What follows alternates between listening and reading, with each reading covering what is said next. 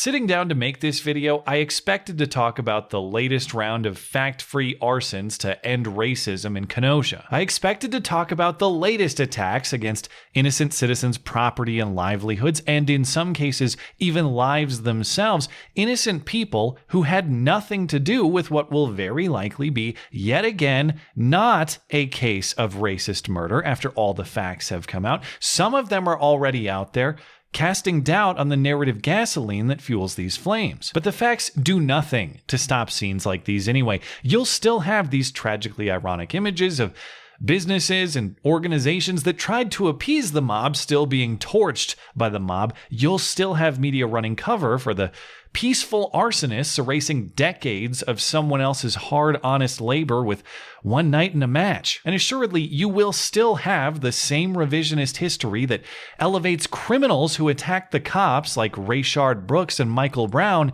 into secular sainthood. And honestly, I'm just tired of it all. I'm tired of talking about innocent people's lives being ruined and having it framed as justice. I'm tired of perfectly peaceful people framed as terrorists and criminals protected as mostly peaceful. I'm even tired that I'm tired of it. It bothers me that scenes like these from Kenosha are now a norm to which I'm desensitized. It bothers me that the burning of an American city is now as much a piece of the daily newspaper as the baseball box scores or the stock index. At least for today, I am tired of talking about destruction. At least for today, I'd rather talk about people building something instead, or at least creatively maintaining what they have, or just doing anything productive for that matter. I need a pick-me-up. And there's no greater place for picking things up than the gym, particularly Atilis Gym in New Jersey, a place I'm long overdue to discuss in detail. Judging by the look of those dudes, they've probably lifted every heavy object in sight, but this summer, they've been lifting something far heavier. The American spirit. The spirit to build a livelihood for yourself, the spirit to tell anyone who doesn't like it to shove it, and the spirit to think creatively and navigate around any obstacle thrown in your way. At first, Ian Smith and Frank Trombetti, the gym's co-owners, relied on plain old disobedience and brute force against New Jersey's coronavirus lockdowns. It all started with an Instagram video in May, with Ian announcing the gym has had enough and they're opening back up. The rights of free people have been suspended, disrespected, and infringed all over the country. There is no danger present that begins to justify these power grabs. It is time for the power grab to end.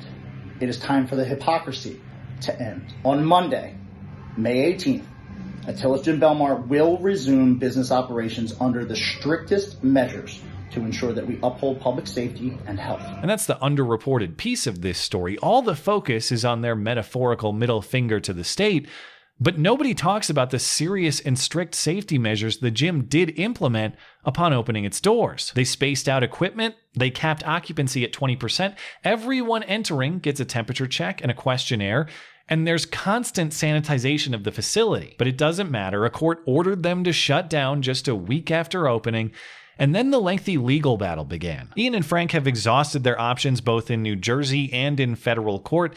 They've restructured their business legally to maximize their options. Starting in June, they filed and appealed every possible piece of paper, with fines accumulating to over $130,000 until county sheriff's deputies arrested them at the gym at the end of July.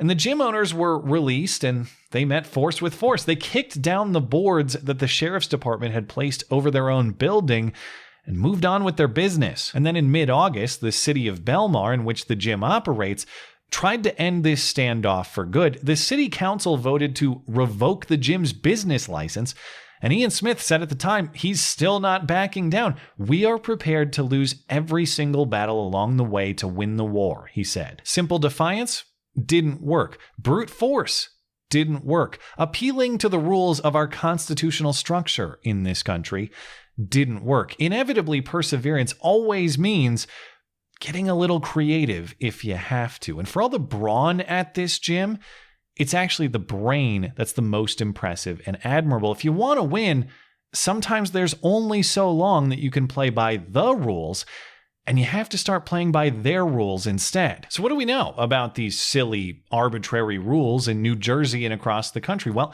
we do know exactly that they're made up, that they're poorly thought out, that they're inconsistent. As Ian Smith said day one of his defiance, some places have almost no restrictions placed on them at all, while others are locked down indefinitely. All that means is you just got to figure out a way to get yourself on the good side of that inconsistency instead of the bad. So fine, City of Belmar, you say Atilis Gym isn't a business anymore. Fair enough. They won't be a business anymore. Now, they're a political campaign office. Dr. Rick Maida is running for Senate against Cory Booker in New Jersey, and yes, he says as of Friday, Atilis Gym in Belmar is now a campaign office and the site of daily campaign rallies for former gym patrons who are now actually campaign volunteers. So come join them every day from now until Election Day for campaign events and a little fitness routine on the side if you're into that sort of thing. The gym owners say they didn't want to make this issue political, but they've had politics forced upon them. It turned political, and that was because of Governor Murphy's actions. So now we made it political just as much as he has. And I get the reluctance. They didn't start a gym for politics. They started a gym for workouts. But the truth is, politics has been the get out of lockdown free card this whole time. Or at least the right kind of politics. Hey, you want to have a wedding? That's actually fine. Just make it political. You want to have a funeral? That's fine too. Just, again, make it political. You want to go to the park? Or maybe to the beach, have at it, just make sure it's political. Trump even referenced this past when he was challenged by reporters at a political event in New Jersey earlier in the month. Just in this room, you have dozens of people. You're not following the guidelines in New Jersey, which say you should not have more. No, they don't have. It's a political activity. You're wrong on that because it's a political activity. They have exceptions, political activity, and it's also a peaceful protest. So when you have, and as you know, and Trump was partly joking there, but the point is actually sincere. This move is seriously compliant with New Jersey state coronavirus guidelines. Political activity exempts a gathering from the state's restrictions, or at least drastically reduces the state's restrictions per the latest orders from the governor. Meanwhile, gyms are among the last establishments still arbitrarily targeted. Gyms must remain closed indefinitely. If you can lift a sign or a bullhorn at a political rally or inside a political office if you want, why can't you lift a dumbbell with a campaign bumper sticker on it? That is the question that the state of New Jersey will have to answer, hopefully in court, and we'll all get to hear it. And I can't imagine whatever they come up with will be a good one. That is the impossible position in which the Atilis Gym guys have now put the state.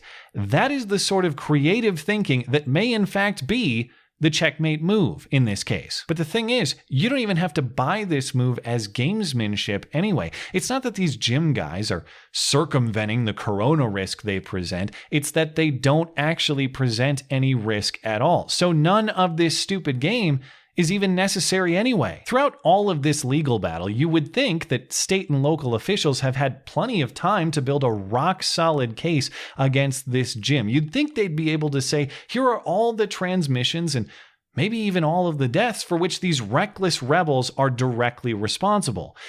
Except they can't. They can't even show one case. How many former gym attendees, now campaign volunteers, have gone through Atilis Gym without a COVID-19 case so far? As of midnight last night, 25,594. You've got it down zero to COVID, and we are not requiring masks either. They have not produced a single shred of evidence that would show that a gym or indoor dining or movie theater, which are Murphy's three last industries to be allowed to operate, he has not put forth a single shred of evidence to prove that we are any more of a threat to the public than the public transportation running at 100% capacity or any of the other things that he's selected to be safe. Now, maybe you credit the gym's diligence with safety measures for that impeccable record, and I'm sure it's a big part of it. But it's also true that since the gym reopened in May, coronavirus just hasn't been the same threat. New Jersey was ravaged by coronavirus in the spring, that's true. The deaths left over from April and May are still enough to make New Jersey the worst state in the union for per capita deaths. They have a big lead over even New York, and nobody else is even close. But just that number doesn't tell you the trend over time. Daily cases are way down and have been for months. Daily deaths are also down to a trickle, and have been for months. Consider those numbers and ask yourself, if even those numbers aren't good enough to get back to normal, what will be? If a state averaging single-digit deaths per day for a month is still too risky to get back to any sort of normalcy, why would we expect 0 to be deemed safe? And even when we get there, what makes us think that some new risk won't arise to get the same hysterical treatment to leverage us out of our rights again, most significantly, your right to assess risk for yourself if you're only following the rules until they tell you you can stop?